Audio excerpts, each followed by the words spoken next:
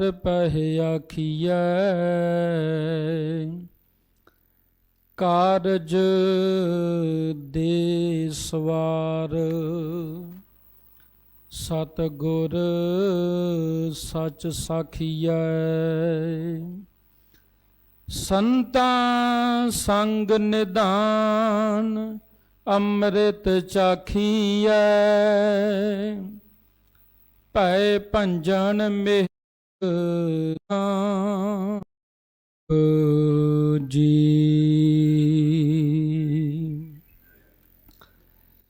ਕੀਤਾ ਲੋੜੀਏ ਕੰਮ ਸੋ ਹਰ ਪਹਿ ਆਖੀਐ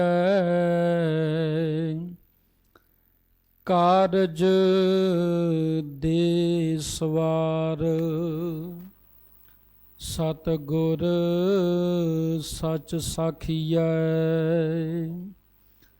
ਸੰਤਾਂ ਸੰਗ ਨਿਧਾਨ ਅੰਮ੍ਰਿਤ ਚਾਖੀਐ ਭੈ ਭੰਜਨ ਮਿਹਰਵਾਨ ਦਾਸ ਕੀ ਰਾਖੀਐ ਨਾਨਕ ਹਰ ਗੁਣ ਗਾਏ ਅਲਖ ਪ੍ਰਭ ਲਾਖੀਐ ਸਤਿਗੁਰ ਹੋਏ ਦਇਆਲ ਤਾਂ ਸਰਦਾ ਪੂਰੀਐ ਸਤਿਗੁਰ ਹੋਏ ਦਇਆਲ ਨਾ ਕਬਹੂ ਝੂਰੀਐ ਸਤਿਗੁਰ ਹੋਏ ਦਇਆਲ ਤਾਂ ਦੁਖ ਨਾ ਜਾਣੀਐ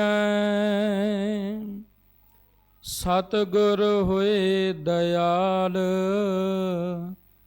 ਤਾਂ ਹਰ ਰੰਗ ਮਾਣੀਐ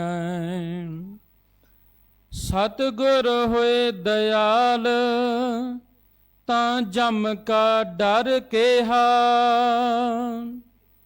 ਸਤਿਗੁਰ ਹੋਏ ਦਇਆਲ ਤਾਂ ਸਦ ਹੀ ਸੁਖ ਦੇਹਾ ਸਤਿਗੁਰ ਹੋਏ ਦਇਆਲ ਤਾਂ ਨਵ ਨਿਧ ਪਾਈਐ ਸਤਿਗੁਰ ਹੋਏ ਦਇਆਲ ਤਾਂ ਸਚ ਸਮਾਈਐ ਕਹਾਂ ਬੁੱਧ ਪ੍ਰਭ ਤੁਸ਼ ਹਮਾਰੀ ਬਰਨ ਸਕੈ ਮਹਿਮਾ ਜੋ ਤਿਹਾਰੀ ਹਮ ਨਾ ਸਕਤ ਕਰ ਸਿਫਤ ਤੁਮਾਰੀ ਆਪ ਲਿਹੋ ਤੁਮ ਕਥਾ ਸੁਧਾਰੀ ਹਮ ਨਾ ਸਕਤ ਕਰ ਸਿਫਤ ਤੁਮਾਰੀ ਆਪ ਲਿਹੋ ਤੁਮ ਕਥਾ ਸੁਧਾਰੀ। ਪਤਤ ਪਾਵਨ ਭਗਤ ਵਸ਼ਲ ਜਹਰਾ ਜਹੂਰ ਹਾਜਰਾ ਹਜੂਰ ਜੁਗੋ ਜੁਗ ਅਟਲ ਰਾਜਾਨ ਰਾਜ ਪਾਨਾਨ ਭਾਨ ਦੇਵਾਨ ਦੇਵ ਉਪਮਾ ਮਹਾਨ ਰਾਜਨ ਕੇ ਰਾਜਾ ਮਹਾਰਾਜਨ ਕੇ ਮਹਾਰਾਜਾ ਐਸੋ ਰਾਜ ਛੋੜ ਔਰ ਦੂਜਾ ਕੌਣ ਧਿਆਈਐ। ਧੰਨ ਧੰਨ ਸਾਹਿਬ ਸ੍ਰੀ ਗੁਰੂ ਗ੍ਰੰਥ ਸਾਹਿਬ ਜੀ ਮਹਾਰਾਜ ਜਿਨ੍ਹਾਂ ਨੇ ਅਪਾਰ ਬਖਸ਼ਿਸ਼ ਕਿਰਪਾ ਕੀਤੀ ਹੈ ਜੋ ਸਰਬੱਤ ਸੰਗਤ ਨੂੰ ਸਤਿਗੁਰੂ ਜੀ ਨੇ ਕਿਰਪਾ ਕਰਕੇ ਸੁਭਾਗਾ ਸਮਾਂ ਬਖਸ਼ਿਸ਼ ਕੀਤਾ ਹੈ ਜੋ ਸਤਿਗੁਰੂ ਜੀ ਦੇ ਚਰਨਾਂ ਦੇ ਵਿੱਚ ਸੱਜ ਕੇ ਸਤਿਗੁਰੂ ਜੀ ਦੀ ਇਲਾਹੀ ਗੁਰਬਾਣੀ ਸ਼ਰਵਣ ਕਰਕੇ ਆਪਣੇ ਮਿਲੇ ਹੋਏ ਸਮੇਂ ਨੂੰ ਮਿਲੇ ਹੋਏ ਸਵਾਸਾਂ ਨੂੰ ਸਫਲੇ ਬਣਾਉਣ ਦਾ ਯਤਨ ਕਰ ਰਹੇ ਹਾਂ। ਜੋ ਸਤਿਗੁਰੂ ਜੀ ਦੇ ਦਰ ਘਰ ਦੇ ਸੇਵਕ ਭਾਈ ਰਜਿੰਦਰ ਸਿੰਘ ਜੀ ਸਮੂਹ ਸੇਵਕ ਪਰਿਵਾਰ ਨੂੰ ਸਤਿਗੁਰੂ ਜੀ ਨੇ ਖੁਸ਼ੀਆਂ ਦੇ ਸਮੇਂ ਬਖਸ਼ਿਸ਼ ਕੀਤੇ ਨੇ। ਜੋ ਭਾਈ ਸਾਹਿਬ ਜੀ ਨੇ ਆਪਣੇ ਪਛੰਗੀ ਦੇ ਵਿਵਾਹ ਕਾਰਜ ਨੂੰ ਮੁੱਖ ਰੱਖਦਿਆਂ ਹੋਇਆਂ ਸਤਿਗੁਰੂ ਜੀ ਦੇ ਮੁਬਾਰਕ ਚਰਨ ਗ੍ਰਹਿ ਵਿਖੇ ਪਵਾ ਕਰਕੇ ਧੁਰ ਕੀ ਗੁਰਬਾਣੀ ਦੇ ਸ੍ਰੀ ਅਖੰਡ ਜਾਪ ਸਾਹਿਬ ਪ੍ਰਾਰੰਭ ਕਰਵਾਏ ਸਨ। ਸਤਿਗੁਰੂ ਜੀ ਨੇ ਮਹਾਨ ਕਿਰਪਾ ਕੀਤੀ ਹੈ। ਗੁਰਬਾਣੀ ਆਦਿ ਤੋਂ ਮੱਧ ਤੋਂ ਅੰਤ ਤੀਕ ਨਿਰਵਿਘਨਤਾ ਸਹਿਤ ਸੰਪੂਰਨ ਭੋਗ ਪਾਏ ਗਏ। ਉਪਰੰਤ ਗੁਰਦੁਆਰਾ ਸਾਹਿਬ ਵਿਖੇ ਸਤਿਗੁਰੂ ਜੀ ਦੀ ਪਾਵਨ ਹਜ਼ੂਰੀ ਵਿੱਚ ਸੁੰਦਰ ਦੀਵਾਨ ਸਜੇ ਨੇ। ਦਾਸ ਤੋਂ ਪਹਿਲਾਂ ਸਤਿਗੁਰੂ ਜੀ ਦੀ ਪਾਵਨ ਹਜ਼ੂਰੀ ਦੇ ਵਿੱਚ ਗੁਰੂ ਘਰ ਕੇ ਕੀਰਤਨੀਆਂ ਨੇ ਆਪ ਸਰਬੱਤ ਸੰਗਤਾਂ ਨੂੰ ਸਤਿਗੁਰੂ ਜੀ ਦੀ ਇਲਾਹੀ ਗੁਰਬਾਣੀ ਦਾ ਕੀਰਤਨ ਸਰਵਣ ਕਰਵਾ ਕੇ ਸਤਿਗੁਰੂ ਜੀ ਦੇ ਚਰਨਾਂ ਦੇ ਨਾਲ ਜੁੜਿਆ ਹੈ। ਆਓ ਕੁਝ ਕੁ ਸਮੇਂ ਲਈ ਰਲ ਕੇ ਅਸੀਂ ਸਤਿਗੁਰੂ ਜੀ ਦੇ ਚਰਨਾਂ ਦੇ ਵਿੱਚ ਵਿਚਾਰ ਕਰਨੀ ਹੈ। ਆਰੰਭਤਾ ਸਮੇਂ ਸਾਰੀ ਸੰਗਤ ਸਤਿਗੁਰੂ ਜੀ ਦੇ ਚਰਨਾਂ ਦੇ ਵਿੱਚ ਹਾਜ਼ਰੀ ਲਵਾਓ। ਗੁਰੂ ਕਲਗੀਧਰ ਪਿਤਾ ਜੀ ਦੇ ਬੋਲ ਨੇ, ਵਾਹਿਗੁਰੂ ਜੀ ਕੋ ਪੰਥ ਖਾਲਸੋ ਸਜਾਇਓ ਨਾਦ, ਵਾਹਿਗੁਰੂ ਜੀ ਕੀ ਫਤਿਹ ਗਾਜ ਕੇ ਬੁਲਾਈਐ। ਗੁਰੂ ਕਲਗੀਧਰ ਪਿਤਾ ਜੀ ਕਹਿੰਦੇ ਜਦੋਂ ਸਿੱਖ ਨੂੰ ਮਿਲੇ ਫਰਜ਼ ਬਣਦਾ ਹੈ ਕਿ ਚੜ੍ਹਦੀ ਕਲਾ ਦੇ ਨਾਲ ਗੱਜ ਕੇ ਫਤਿਹ ਦੀ ਸਾਂਝ ਪਾਉਣੀ। ਸੋ ਆਓ ਸਤਿਗੁਰੂ ਜੀ ਦੇ ਚਰਨਾਂ ਦੇ ਵਿੱਚ ਹਾਜ਼ਰੀ ਲਵਾਓ। ਕਹੋ ਜੀ ਵਾਹਿਗੁਰੂ ਜੀ ਕਾ ਖਾਲਸਾ, ਵਾਹਿਗੁਰੂ ਜੀ ਕੀ ਫਤਿਹ। ਸਿੱਖ ਰਹਿਤ ਮਰਿਆਦਾ ਅਨੁਸਾਰ ਸਾਡੇ 4 ਸੰਸਕਾਰ ਨੇ, ਜਿਨ੍ਹਾਂ ਵਿੱਚ ਪਹਿਲਾ ਹੈ ਜਨਮ ਅਤੇ ਨਾਮ ਸੰਸਕਾਰ, ਦੂਸਰਾ ਹੈ ਅੰਮ੍ਰਿਤ ਸੰਸਕਾਰ, ਫਿਰ ਆਨੰਦ ਸੰਸਕਾਰ ਤੇ ਫਿਰ ਮ੍ਰਿਤਕ ਸੰਸਕਾਰ। ਇਹ 4 ਹੀ ਸੰਸਕਾਰ ਧੰਨ ਗੁਰੂ ਗ੍ਰੰਥ ਸਾਹਿਬ ਜੀ ਮਹਾਰਾਜ ਦੇ ਚਰਨਾਂ ਦੇ ਵਿੱਚ ਅਰਦਾਸ ਬੇਨਤੀ ਕਰਕੇ ਸੰਪੂਰਨ ਹੁੰਦੇ ਨੇ। ਜਿਨ੍ਹਾਂ ਵਿੱਚ ਪਹਿਲਾ ਹੈ ਜਨਮ ਅਤੇ ਨਾਮ ਸੰਸਕਾਰ। ਸਮਝਾਇਆ ਗਿਆ ਸਾਡੇ ਬਜ਼ੁਰਗਾਂ ਦੇ ਵੱਲੋਂ ਕਿ ਸਿੱਖ ਦੇ ਘਰ ਵਿੱਚ ਭਾਵੇਂ ਧੀ ਹੋਵੇ ਭਾਵੇਂ ਪੁੱਤ ਹੋਵੇ, ਜਦੋਂ ਪ੍ਰਮਾਤਮਾ ਦਾਤ ਬਖਸ਼ਿਸ਼ ਕਰੇ ਤੇ ਗੁਰੂ ਗ੍ਰੰਥ ਸਾਹਿਬ ਜੀ ਦੇ ਚਰਨਾਂ ਦੇ ਵਿੱਚ ਆ ਕੇ ਸ਼ੁਕਰਾਨੇ ਦੀ ਅਰਦਾਸ ਕਰਨੀ ਹੈ। ਸਤਿਗੁਰੂ ਜੀ ਦੀ ਗੁਰਬਾਣੀ ਦਾ ਹੁਕਮਨਾਮਾ ਸਾਹਿਬ ਲੈਣਾ ਅਤੇ ਹੁਕਮਨਾਮਾ ਸਾਹਿਬ ਦੇ ਅੱਖਰ ਤੋਂ ਆਪਣੇ ਧੀ ਜਾਂ ਪੁੱਤ ਦਾ ਨਾਮ ਰੱਖਣਾ ਹੈ। ਦੂਸਰਾ ਹੈ ਸਾਧ ਸੰਗਤ ਜੀ ਅੰਮ੍ਰਿਤ ਸੰਸਕਾਰ। ਸਿੱਖ ਦੀ ਧੀ ਹੋਵੇ ਜਾਂ ਪੁੱਤ ਹੋਵੇ, ਜ਼ਰੂਰੀ ਹੈ ਕਿ ਜਿਸ ਵੇਲੇ ਉਹ ਸੁਰਤ ਸੰਭਾਲ ਲੈਂਦੇ ਨੇ ਖੰਡੇ ਬਾਟੇ ਦੀ ਪਹੁਲ ਪ੍ਰਾਪਤ ਕਰਕੇ ਗੁਰੂ ਵਾਲੇ ਬਣਨ। ਸਤਿਗੁਰੂ ਗੁਰੂ ਅਮਰਦਾਸ ਜੀ ਮਹਾਰਾਜ ਦੇ ਬੋਲ ਨੇ, ਸਤਿਗੁਰ ਬਾਝੋਂ ਗੁਰਨੀ ਕੋਈ, ਨਿਗੁਰੇ ਕਾ ਹੈ ਨਾਉ ਬੁਰਾ। ਅਸੀਂ ਨਿਗੁਰੇ ਨਹੀਂ ਰਹਿਣਾ, ਗੁਰੂ ਧਾਰਨ ਕਰਨਾ। ਤੇ ਗੁਰੂ ਅਸੀਂ ਉਦਣ ਧਾਰਨ ਕਰਦੇ ਜਿੱਦਣ ਅਸੀਂ ਸਤਿਗੁਰੂ ਜੀ ਦੀ ਪਾਵਨ ਹਜ਼ੂਰੀ ਵਿੱਚੋਂ 5 ਪਿਆਰਿਆਂ ਦੇ ਪੇਸ਼ ਹੋ ਕੇ ਖੰਡੇ ਬਾਟੇ ਦੀ ਪਹੁਲ ਪ੍ਰਾਪਤ ਕਰਦੇ ਹਾਂ। ਤੀਸਰਾ ਸੰਸਕਾਰ ਹੈ ਆਨੰਦ ਸੰਸਕਾਰ। ਵੱਖ-ਵੱਖ ਧਰਮਾਂ ਦੇ ਵਿੱਚ ਕਿਸੇ ਦੇ ਵਿੱਚ ਨਿਕਾਹ ਹੁੰਦਾ, ਕਿਸੇ ਦੇ ਵਿੱਚ ਵਿਆਹ ਹੁੰਦਾ। ਸਿੱਖ ਧਰਮ ਦੇ ਵਿੱਚ ਆਨੰਦ ਕਾਰਜ ਹੁੰਦਾ। ਜਿਸ ਵੇਲੇ ਸਿੱਖ ਦੀ ਧੀ ਜਾਂ ਪੁੱਤ ਜਦੋਂ ਵਿਆਹ ਦੇ ਯੋਗ ਹੋ ਜਾਂਦੇ ਨੇ, ਆਨੰਦ ਕਾਰਜ ਦੇ ਯੋਗ ਹੁੰਦੇ ਨੇ, ਸਤਿਗੁਰੂ ਜੀ ਦੀ ਪਾਵਨ ਹਜ਼ੂਰੀ ਦੇ ਵਿੱਚ ਆਨੰਦ ਕਾਰਜ ਕੀਤਾ ਜਾਂਦਾ। ਉਸ ਵਕਤ ਵੀ ਜਿੱਥੇ ਧੰਨ ਧੰਨ ਸਾਹਿਬ ਸ੍ਰੀ ਗੁਰੂ ਰਾਮਦਾਸ ਜੀ ਮਹਾਰਾਜ ਦਿਚੈ ਪੂਰਬ ਦੇਵਣਾ, ਜਿਸ ਕੀ ਵਸਤ ਤਿਸੈ ਕਰ ਆਵੈ, ਬੈਠਾ ਸੋਢੀ ਪਾਤਸ਼ਾਹ ਰਾਮਦਾਸ ਸਤਿਗੁਰੂ ਕਹਾਵੈ। ਧੰਨ ਧੰਨ ਸਾਹਿਬ ਸ੍ਰੀ ਗੁਰੂ ਰਾਮਦਾਸ ਜੀ ਮਹਾਰਾਜ ਦੇ ਮਖਾਰ ਬਿੰਦ ਤੋਂ ਉਚਾਰਨ ਕੀਤੇ ਹੋਏ ਜੋ ਸੂਹੀ ਰਾਗ ਦੇ ਵਿੱਚ ਛੰਤ ਨੇ, ਜਿਨ੍ਹਾਂ ਨੂੰ ਅਸੀਂ ਲਾਵਾਂ ਦੀ ਬਾਣੀ ਕਹਿੰਦੇ ਹਾਂ। 4 ਲਾਵਾਂ ਦੀਆਂ ਉਸ ਵੇਲੇ ਪੌੜੀਆਂ ਦਾ ਜਾਪ ਹੁੰਦਾ ਤੇ ਸਾਧ ਸੰਗਤ ਜੀ ਸਤਿਗੁਰੂ ਜੀ ਦੇ ਦਿਵਾਲੇ ਪਰਿਕਰਮਾ ਕੀਤੀਆਂ ਜਾਂਦੀਆਂ। ਉਸ ਵੇਲੇ ਵੀ ਸਤਿਗੁਰੂ ਜੀ ਦੇ ਚਰਨਾਂ 'ਚ ਅਰਦਾਸ ਹੁੰਦੀ ਹੈ। ਅਖੀਰ ਮਨੁੱਖ ਪਰਮਾਤਮਾ ਵੱਲੋਂ ਮਿਲੇ ਹੋਏ ਸਵਾਸੇ ਭੋਗਦਿਆਂ ਸੰਸਾਰ ਤੋਂ ਕੂਚ ਕਰਦਾ, ਉਦੋਂ ਵੀ ਸਤਿਗੁਰੂ ਜੀ ਦੇ ਚਰਨਾਂ 'ਚ ਅਰਦਾਸ ਕੀਤੀ ਜਾਂਦੀ। ਮੇਰਾ ਬੇਨਤੀ ਕਰਨ ਦਾ ਭਾਵ ਹੈ ਸਾਡੇ 4 ਸੰਸਕਾਰ ਨੇ, ਇਹ 4 ਹੀ ਸਤਿਗੁਰੂ ਜੀ ਦੇ ਚਰਨਾਂ ਦੇ ਵਿੱਚ ਅਰਦਾਸ ਦੇ ਨਾਲ ਸੰਪੂਰਨ ਹੁੰਦੇ ਨੇ।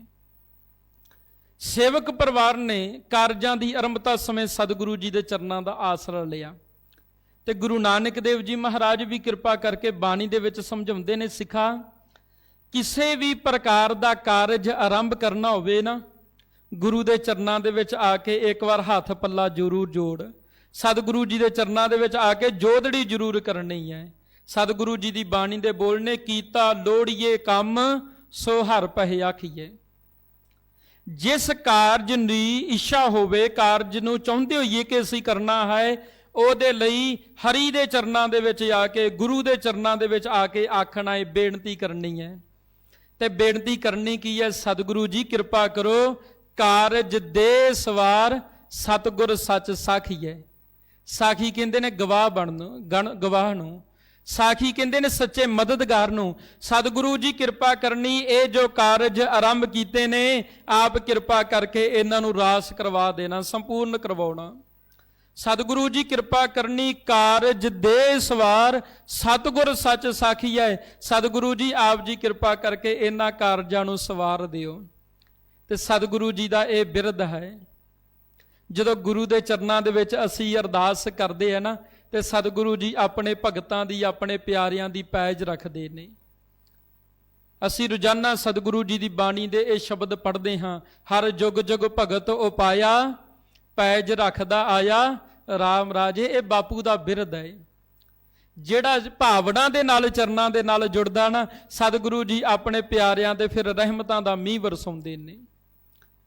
ਗੁਰੂ ਦੇ ਚਰਨਾਂ ਦੇ ਵਿੱਚ ਆ ਕੇ ਅਰਦਾਸ ਕਰਨੀ ਹੈ। ਜਦੋਂ ਅਰਦਾਸ ਕੀਤੀ ਤੇ ਫਿਰ ਪੂਰਨ ਭਰੋਸਾ ਗੁਰੂ ਦੇ ਚਰਨਾਂ ਦੇ ਵਿੱਚ ਰੱਖਣਾ। ਜਿਸ ਤਰ੍ਹਾਂ ਸਤਿਗੁਰੂ ਜੀ ਕਿਰਪਾ ਕਰਦੇ ਫਰਮਾਉਂਦੇ ਨੇ, ਬਿਨਤ ਕਰੋ ਅਰਦਾਸ ਸੁਣੋ ਜੇ ਠਾਕੁਰ ਭਾਵੈ। ਸਿੱਖਾ ਤੇਰਾ ਸੁਭਾਅ ਹੋਣਾ ਚਾਹੀਦਾ ਗੁਰੂ ਦੇ ਚਰਨਾਂ ਦੇ ਵਿੱਚ ਅਰਦਾਸ ਬੇਨਤੀ ਕਰਨ ਦਾ। ਤੇ ਕਹਿੰਦੇ ਜਿੱਦਣ ਪਰਮਾਤਮਾ ਨੂੰ ਤੂੰ ਭਾ ਜਾਵੇਂਗਾ, ਸਤਿਗੁਰੂ ਜੀ ਕਿਰਪਾ ਕਰਕੇ ਤੈਨੂੰ ਮਿਹਰਾਂ ਦੇ ਨਾਲ ਨਵਾਜ ਦੇਣਗੇ। ਕੀਤਾ ਲੋੜੀਏ ਕੰਮ ਸੋ ਹਰ ਪਹਿ ਆਖੀਐ, ਕਾਰਜ ਦੇ ਸਵਾਰ ਸਤਿਗੁਰ ਸੱਚ ਸਾਖੀਐ। ਹੁਣ ਕਰਨਾ ਕੀ ਹੈ? ਸੰਤਾਂ ਸੰਗ ਨਿਧਾਨ ਅੰਮ੍ਰਿਤ ਚਾਖੀਐ। ਸਤਿਗੁਰੂ ਜੀ ਕਹਿੰਦੇ ਭਾਈ, ਉਹ ਗੁਰੂ ਦੇ ਚਰਨਾਂ ਦੇ ਨਾਲ ਜੁੜ ਕੇ ਉਸ ਨਿਧਾਨ ਖਜ਼ਾਨੇ ਨੂੰ ਪ੍ਰਾਪਤ ਕਰਨਾ ਹੈ। ਨਿਧਾਨ ਖਜ਼ਾਨਾ ਕਿਹੜਾ? ਸਤਿਗੁਰੂ ਜੀ ਜਿਸ ਪ੍ਰਥਾਏ ਬਾਣੀ ਦੇ ਵਿੱਚ ਬਖਸ਼ਿਸ਼ ਕਰਦੇ ਨੇ, ਪਿਉ ਦਾਦੇ ਕਾ ਖੋਲ ਡਿਠਾ ਖਜ਼ਾਨਾ, ਤਾਂ ਮੇਰੇ ਮਨ ਭਇਆ ਨਿਧਾਨਾ। ਰਤਨ ਲਾਲ ਜਾ ਕਾ ਕਛੂ ਨਾ ਮੋਲ, ਭਰੇ ਭੰਡਾਰ ਅਖੂਟ ਅਤੋਲ। ਖਾਵੇ ਖਰਚਹਿ ਰਲ ਮਿਲ ਭਾਈ, ਤੋਟ ਨਾ ਆਵੇ ਵਧ ਦੋ ਜਾਈ। ਸਤਿਗੁਰੂ ਜੀ ਕਹਿੰਦੇ ਸੰਤਾਂ ਸੰਗ ਨਿਧਾਨ ਅੰਮ੍ਰਿਤ ਚਾਖੀਐ। ਫਿਰ ਮਿਲਦਾ ਕੀ ਹੈ? ਭੈ ਭੰਜਨ ਮਿਹਰਵਾਨ, ਦਾਸ ਕੀ ਰਾਖੀਏ। ਗੁਰੂ ਦੇ ਚਰਨਾਂ 'ਚ ਜੋਦੜੀ ਕੀਤੀ ਹੋਵੇ ਨਾ, ਭਾਵਨਾ ਦੇ ਨਾਲ ਜੁੜੇ ਹੋਈਏ, ਸਤਿਗੁਰੂ ਜੀ ਕਿਰਪਾ ਕਰਕੇ ਭੈ ਭੰਜਨ ਮਿਹਰਵਾਨ। ਸਤਿਗੁਰੂ ਜੀ ਹਰ ਪ੍ਰਕਾਰ ਦੇ ਡਰਾਂ ਦਾ ਨਾਸ ਕਰ ਦਿੰਦੇ ਨੇ। ਸਤਿਗੁਰੂ ਜੀ ਦੀ ਬਾਣੀ ਦਾ ਇਹ ਫਰਮਾਨ ਹੈ, ਨਿਰਭਉ ਜਪੈ ਸਗਲ ਭਉ ਮਿਟੈ। ਜਦੋਂ ਅਸੀਂ ਨਿਰਭਉ ਦੇ ਚਰਨਾਂ ਦੇ ਨਾਲ ਜੁੜ ਜਾਂਦੇ ਹਾਂ ਤੇ ਸਤਿਗੁਰੂ ਜੀ ਕਿਰਪਾ ਕਰਕੇ ਸਾਡੇ ਵੀ ਡਰਾਂ ਨੂੰ ਦੂਰ ਕਰ ਦਿੰਦਾ ਹੈ। ਭੈ ਭੰਜਨ ਮਿਹਰਵਾਨ। ਕਦੋਂ ਇਹ ਭੈਆਂ ਦਾ ਨਾਸ ਹੁੰਦਾ? ਜਦੋਂ ਸਤਿਗੁਰੂ ਜੀ ਮਿਹਰ ਦੇ ਘਰ ਵਿੱਚ ਆ ਜਾਂਦੇ ਨੇ। ਉਹ ਬਾਪੂ ਨੂੰ ਖੁਸ਼ ਕਰਨਾ। ਖੁਸ਼ ਕਿਵੇਂ ਹੁੰਦਾ? ਗੋਬਿੰਦ ਭਾਉ ਭਗਤ ਕਾ ਭੁੱਖਾ। ਜਿੱਦਣ ਅਸੀਂ ਭਾਵਨਾ ਦੇ ਨਾਲ ਗੁਰੂ ਦੇ ਚਰਨਾਂ ਦੇ ਨਾਲ ਜੁੜਾਂਗੇ, ਸਤਿਗੁਰੂ ਜੀ ਸਾਡੇ ਤੇ ਰੀਝ ਜਾਣਗੇ। ਜਿਸ ਤਰ੍ਹਾਂ ਭਗਤ ਕਬੀਰ ਜੀ ਦੇ ਮਾਰੂ ਰਾਗ ਦੇ ਵਿੱਚ ਇਹ ਬੋਲ ਨੇ, ਰਾਜਨ ਕੌਣ ਤੁਮਾਰਾ ਆਵੇ, ਐਸੋ ਬਿਦਰ ਭਾਉ ਕੋ ਦੇਖਿਓ, ਉਹ ਗਰੀਬ ਮੋਹਿ ਭਾਵੈ।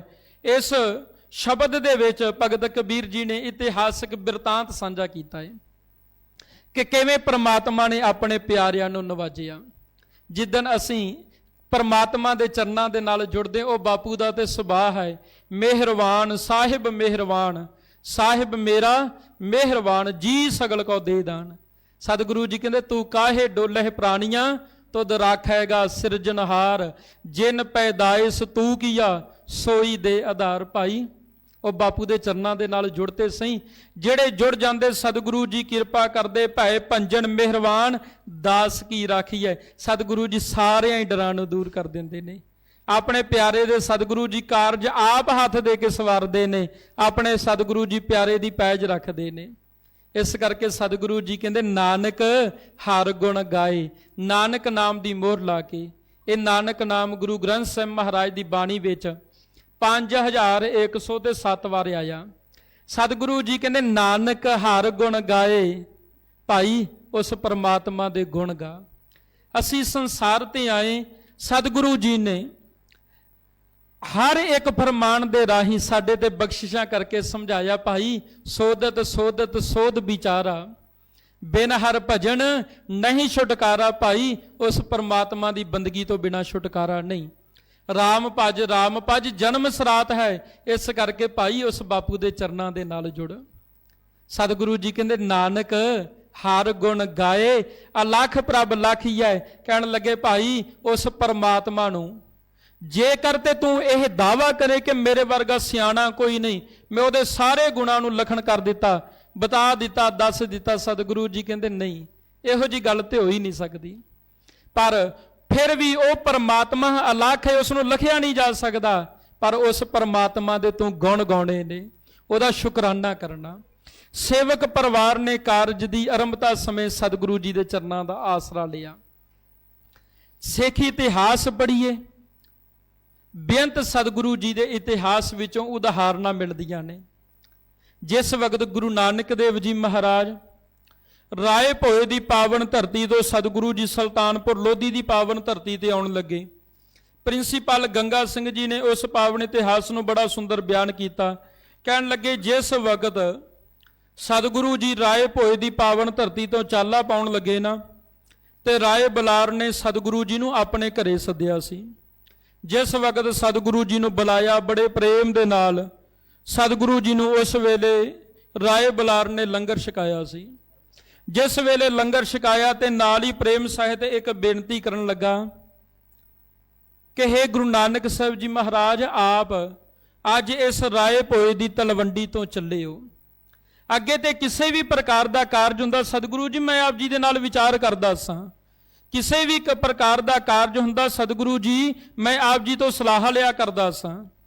ਅੱਜ ਤੇ ਆਪ ਜਾ ਰਹੇ ਹੋ, ਹੁਣ ਮੈਂ ਕੀ ਕਰਿਆ ਕਰਾਂਗਾ। ਪ੍ਰਿੰਸੀਪਲ ਸਤਬੀਰ ਸਿੰਘ ਜੀ ਨੇ ਲਿਖਿਆ ਤੇ ਗੁਰੂ ਨਾਨਕ ਸਾਹਿਬ ਜੀ ਨੇ ਕਿਰਪਾ ਕਰਕੇ ਕਿਹਾ ਸੀ, ਰਾਏ ਬੁਲਾਰ, ਜਿੱਥੇ ਤੇਰੀ ਆਪਣੀ ਤਾਕਤ ਕੰਮ ਨਾ ਕਰੇ, ਜਿੱਥੇ ਤੇਰੀ ਆਪਣੀ ਸੋਝ ਖਤਮ ਹੋ ਜਾਵੇ, ਉਥੋਂ ਅਕਾਲ ਪੁਰਖ ਦੀ ਬਖਸ਼ਿਸ਼ ਆਰੰਭ ਹੁੰਦੀ ਹੋ। ਜਦੋਂ ਵੀ ਕਿਸੇ ਪ੍ਰਕਾਰ ਦਾ ਕਾਰਜ ਆਰੰਭ ਕਰਨਾ, ਪਰਮਾਤਮਾ ਦੇ ਚਰਨਾਂ ਦੇ ਵਿੱਚ ਭਾਵਨਾ ਦੇ ਨਾਲ ਅਰਦਾਸ ਬੇਨਤੀ ਕਰੀ, ਸਤਿਗੁਰੂ ਜੀ ਤੇਰੇ ਤੇ ਕਿਰਪਾ ਕਰਨਗੇ। ਵਿੱਚ ਕਰਤਾ ਪੁਰਖ ਖਲੋਆ, ਵਾਲ ਨਾ ਵਿੰਗਾ ਹੋਆ। ਸਤਿਗੁਰੂ ਜੀ ਤੇਰੇ ਕਾਰਜਾਂ ਨੂੰ ਆਪ ਅੰਗ ਸੰਗ ਹੋ ਕੇ ਰਸ ਕਰਵਾਉਣਗੇ। ਅੱਜ ਅਸੀਂ ਆਨੰਦ ਕਾਰਜ ਦੀ ਆਰੰਭਤਾ ਸਮੇਂ ਰੱਖੇ ਹੋਏ ਸਮਾਗਮਾਂ ਦੇ ਵਿੱਚ ਸਤਿਗੁਰੂ ਜੀ ਦੇ ਚਰਨਾਂ 'ਚ ਇਕੱਤਰ ਹੋਏ ਹਾਂ।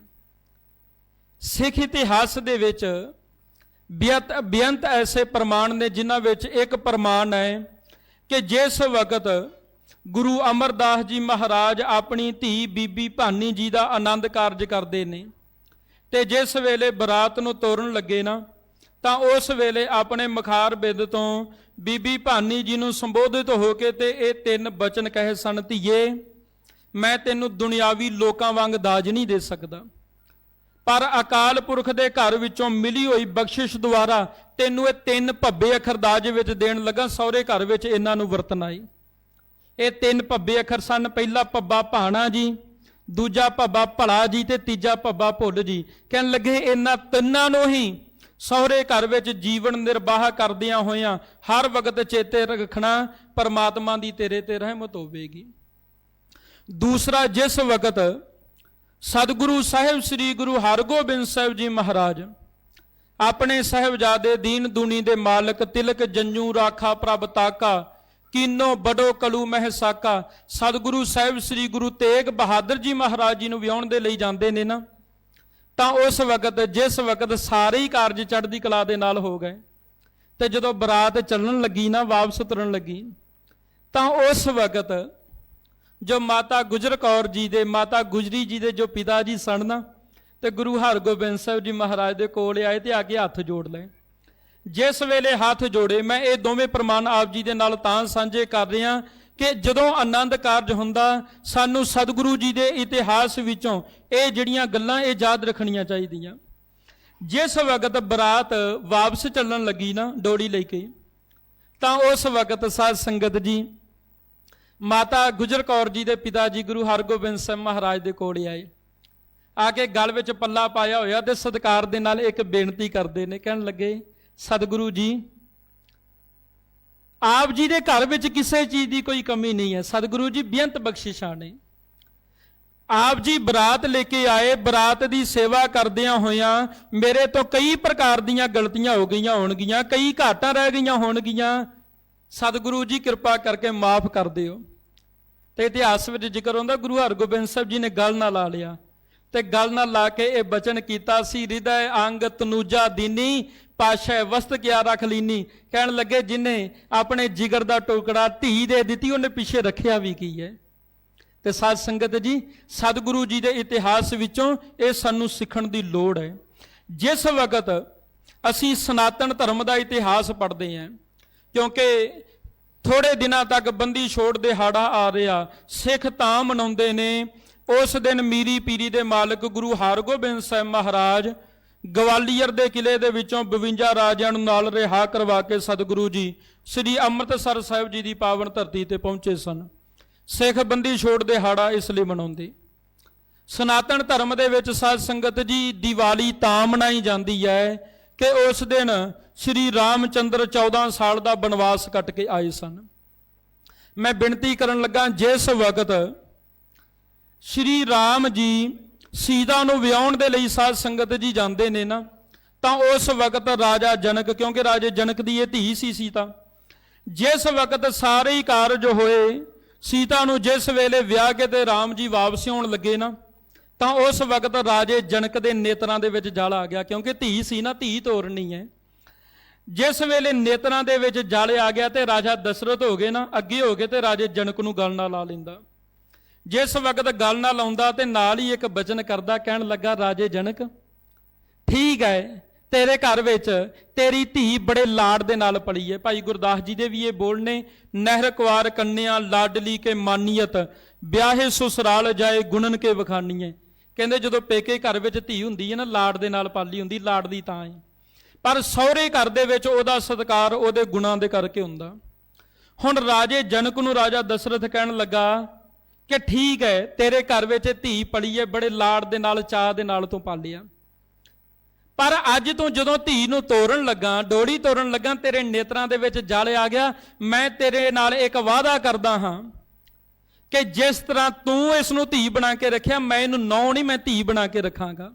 ਮੇਰੇ ਘਰ ਦੇ ਵਿੱਚ, ਮੇਰੇ ਮਹੱਲ ਵਿੱਚ ਇਸ ਸੀਤਾ ਨੂੰ ਕਿਸੇ ਪ੍ਰਕਾਰ ਦੀ ਕਦੇ ਕੋਈ ਕਮੀ ਨਹੀਂ ਰਵੇਗੀ। ਜਿਸ ਵਕਤ ਰਾਜਾ ਦਸ਼ਰਥ ਰਾਜੇ ਜਨਕ ਦੇ ਨਾਲ ਇਹ ਬਚਨ ਕਰਕੇ ਤੇ ਜਦੋਂ ਸਾਧ ਸੰਗਤ ਜੀ ਬਰਾਤ ਚੱਲਣ ਲੱਗੀ ਨਾ, ਤੇ ਹੁਣ ਉਸ ਵਕਤ ਸੀਤਾ ਦੀ ਮਾਂ ਉਸ ਨੂੰ ਸਿੱਖਿਆ ਦਿੰਦੀ ਹੈ, ਕਹਿਣ ਲੱਗੀ, ਧੀਏ ਅਸੀਂ ਤੇਰੇ ਲਈ ਜੋਗ ਵਰ ਜਿਹੜਾ ਇਹ ਸ੍ਰੀ ਰਾਮ ਦੇ ਰੂਪ ਵਿੱਚ ਵਰਿਆ ਏ, ਤੇਰੇ ਲਈ ਅਸੀਂ ਜੋਗ ਵਰ ਲੱਭਿਆ ਰਾਮ ਦੇ ਰੂਪ ਦੇ ਵਿੱਚ। ਹੁਣ ਅਸੀਂ ਤੈਨੂੰ ਉਸ ਦੇ ਲੜ ਲਾ ਰਹੇ ਹਾਂ। ਸਤਿਗੁਰੂ ਜੀ ਦੀ ਬਾਣੀ ਦੇ ਵਿੱਚ ਵੀ ਐਸੀਆਂ ਬਖਸ਼ਿਸ਼ਾਂ ਆਉਂਦੀਆਂ, ਗੁਰੂ ਕਲਗੀਧਰ ਪਿਤਾ ਜੀ ਨੇ ਜ਼ਿਕਰ ਕੀਤਾ ਹੈ। ਉਸ ਵਕਤ ਮਾਂ ਕਹਿਣ ਲੱਗੀ, ਅਸੀਂ ਜੋਗ ਵਰ ਲੱਭਿਆ ਰਾਮ ਦੇ ਰੂਪ ਦੇ ਵਿੱਚ। ਹੁਣ ਧੀਏ ਇੱਕ ਗੱਲ ਯਾਦ ਰੱਖੀ, ਜੇ ਰਾਮ ਰੱਜ ਕੇ ਰੋਟੀ ਖਾਵੇਗਾ ਤੇ ਤੂੰ ਵੀ ਰੱਜ ਕੇ ਖਾਵੀਂ। ਜੇ ਉਹ ਸੁੱਖ ਭੋਗੇਗਾ ਤਖਤਾਂ ਦੇ ਤੇ ਤੂੰ ਵੀ ਸੁੱਖ ਭੋਗਣੇ, ਪਰ ਜੇ ਸਮਾਂ ਇਹੋ ਜਿਹਾ ਬਣਿਆ ਆਵੇ ਕਿ ਉਸ ਨੂੰ ਭੁੱਖਿਆਂ ਵੀ ਸੌਣਾ ਪਵੇ ਤੇ ਕਦੇ ਸਾਨੂੰ ਆ ਕੇ ਉਹ ਲਾਂਭੇ ਨਾ ਦੇਈ। ਅਸੀਂ ਜੋਗ ਵਰ ਲੱਭਿਆ ਰਾਮ ਦੇ ਰੂਪ ਵਿੱਚ। ਹੁਣ ਜਿਸ ਵੇਲੇ ਬਰਾਤ ਲੈ ਕੇ ਸਾਧ ਸੰਗਤ ਜੀ ਅਯੁੱਧਿਆ ਆਏ, ਥੋੜੇ ਸਮੇਂ ਬਾਅਦ ਸਾਧ ਸੰਗਤ ਜੀ ਐਸੇ ਭਾਣੇ ਵਾਪਰੇ ਕਿ ਉਸ ਵਕਤ ਸਮਾਂ ਸੀਮਤ ਹੈ, ਮੈਂ ਵਿਚਾਰ ਸਮਾਪਤ ਵੱਲੇ ਆਵਾਂ। ਜਿਸ ਵਕਤ ਸਾਧ ਸੰਗਤ ਜੀ ਅਜਿਹੇ ਭਾਣੇ ਵਾਪਰੇ ਕਿ ਉਸ ਵਕਤ ਸ਼੍ਰੀ ਰਾਮ ਜੀ ਤੇ ਲక్ష్మణ ਨੂੰ 14 ਸਾਲ ਦੇ ਬਨਵਾਸ ਦੇ ਲਈ ਚੱਲਣਾ ਪਿਆ। ਜਿਸ ਵਕਤ ਉਹ ਤੁਰਨ ਲੱਗੇ ਨਾ, ਤੇ ਇਤਿਹਾਸ ਦੇ ਵਿੱਚ ਜ਼ਿਕਰ ਹੀ ਆਉਂਦਾ ਕਿ ਉਸ ਵੇਲੇ ਸ਼੍ਰੀ ਰਾਮ ਨੇ ਤੇ ਲక్ష్మణ ਨੇ ਬੋਹੜ ਦਾ ਦੁੱਧ ਲਾ ਕੇ ਨਾ ਤੇ ਆਪਣੇ ਕੇਸਾਂ ਦੀਆਂ ਜੜਾਵਾਂ ਬਣਾ ਲਈਆਂ ਸਨ ਕਿ ਹੁਣ ਜੰਗਲ ਦੇ ਵਿੱਚ ਜਾ ਕੇ ਇਹ ਕੇਸ ਕਿਵੇਂ ਸੰਭਾਂਗੇ। ਸਿੱਖ ਦੇ ਲਈ ਹੁਕਮ ਹੈ, ਦੋਵੇਂ ਟਾਈਮ ਗੁਰੂ ਦੇ ਸਿੱਖ ਨੇ ਕੇਸਾਂ ਨੂੰ ਕੰਘਾ ਕਰਨਾ, ਚੁਣ ਚੁਣ ਕੇ ਆਪਣੇ ਸੀਸ ਦੇ ਉੱਤੇ ਸੁੰਦਰ ਦਸਤਾਰ ਸਜਾਉਣੀ ਏ, ਰਹਿਤਨਾਮਿਆਂ ਦੇ ਹੁਕਮ ਨੇ। ਹੁਣ ਜਿਸ ਵੇਲੇ ਸਾਧ ਸੰਗਤ ਜੀ ਉਹਨਾਂ ਨੇ ਕੇਸਾਂ ਨੂੰ ਦੁੱਧ ਲਾ ਕੇ ਜੜਾਵਾਂ ਬਣਾ ਲਈਆਂ, ਅਜੇ ਚੱਲਣ ਲੱਗੇ ਸਨ ਕਿ ਉਹਨਾਂ ਦੇ ਨਾਲ ਸੀਤਾ ਵੀ ਫਿਰ ਬਨਵਾਸ ਵਾਲੇ ਬਸਤਰ ਪਾ ਕੇ, ਜੋ ਸ਼ਾਹੀ ਪੋਸ਼ਾਕ ਸੀ ਉਸ ਨੂੰ ਉਤਾਰ ਕੇ ਸਿੱਧੇ ਸਾਦੇ ਬਸਤਰ ਪਾ ਕੇ ਆ ਗਈ। ਤੇ ਰਾਜੇ ਦਸ਼ਰਥ ਨੇ ਉਸ ਵੇਲੇ ਦੇਖਿਆ ਤੇ ਸੀਤਾ ਨੂੰ ਕਹਿਣ ਲੱਗਾ, ਧੀਏ ਜਦੋਂ ਮੈਂ ਚੱਲਣ ਲੱਗਾ ਤੇ ਤੇਰੇ ਪਿਤਾ ਦੇ ਨਾਲ ਮੈਂ ਇਹ ਵਾਅਦਾ ਕਰਕੇ ਆਇਆ ਸਾਂ, ਕੋਈ ਘਾਟ ਨਹੀਂ ਰਹਿਣ ਦੇਵਾਂਗਾ, ਪਰ ਸ਼੍ਰੀ ਰਾਮ ਨੇ ਤੇ ਬਨਵਾਸ ਲਈ ਜਾਣਾ, ਤੂੰ ਕਿਉਂ ਨਾਲ ਤਿਆਰ ਹੋਈ ਹੈ? ਤੂੰ ਇੱਥੇ ਰਹਿ, ਤੈਨੂੰ ਕਿਸੇ ਪ੍ਰਕਾਰ ਦੀ ਕੋਈ ਘਾਟ ਨਹੀਂ ਰਵੇਗੀ। ਤਾਂ ਉਸ ਵਕਤ ਰਾਜਾ ਦਸ਼ਰਥ ਜਿਹੜਾ ਇਹ ਸੀਤਾ ਨੂੰ ਕਹਿ ਰਿਹਾ, ਕਹਿਣ ਲੱਗਾ, ਧੀਏ ਜੇ ਤੂੰ ਚਲੀ ਜਾਵੇਂਗੀ ਤੇ ਤੇਰੇ ਪਿਤਾ ਜਨਕ ਨੂੰ ਮੈਂ ਕੀ ਮੂੰਹ ਖਾਵਾਂਗਾ, ਕੀ ਜਵਾਬ ਦੇਵਾਂਗਾ।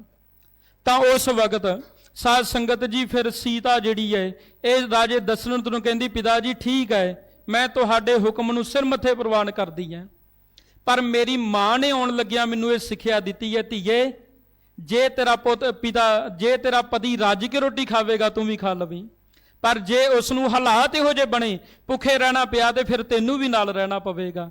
ਕਹਿਣ ਲੱਗੇ, ਮੈਂ ਤੇ ਆਪਣੀ ਮਾਂ ਦੇ ਨਾਲ ਇਹ ਵਾਅਦਾ ਕਰਕੇ ਆਈ ਹਾਂ ਇਸ ਕਰਕੇ ਹੁਣ ਜੇ ਮੇਰਾ ਪਤੀ ਬਨਵਾਸ ਲਈ ਗਿਆ ਹੋਵੇਗਾ, ਜੰਗਲਾਂ ਦੇ ਵਿੱਚ ਹੋਵੇਗਾ, ਤੇ ਮੇਰਾ ਇੱਥੇ ਮਹੱਲਾਂ ਦੇ ਵਿੱਚ ਰਹਿਣਾ ਫਿਰ ਕਿਵੇਂ ਸ਼ੋਭਾ ਦੇਵੇਗਾ।